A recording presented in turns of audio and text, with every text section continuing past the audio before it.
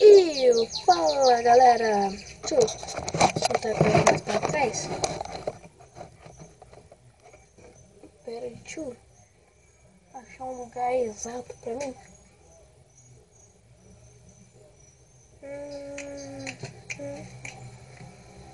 Espera aí um momentinho. Então galera, no vídeo de hoje vai ser sobre pra eu divulgar os canais dos meus inscritos que eles estão pedindo muito para mim. Então vamos só ao primeiro. O primeiro é, tipo, eu vou divulgar assim para as pessoas poderem, outras pessoas no canal poderem se inscrever no canal dele e fazendo essa mistureba de troca de inscritos no meu canal. Então, o meu primeiro inscrito, eu vou divulgar ele, que é o canal do Gordinho. Vai estar aí na descrição. O segundo é o Esqueleto. Como é que é o nome? Esqueleto Chefe. E outro é o... Esqueci o nome dele, galera. Esqueci o nome dele, era...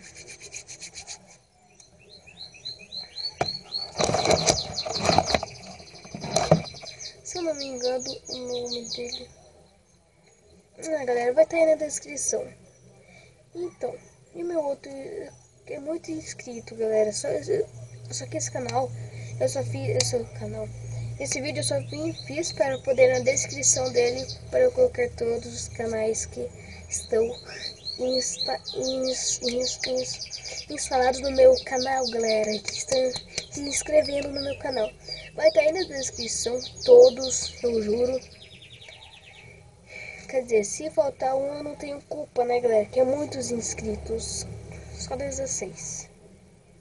Bem, o que eu vi aqui no meu celular era 16, mas eu acho que deve ter mais, né? Porque não demora muito para organizar, né? Não é verdade?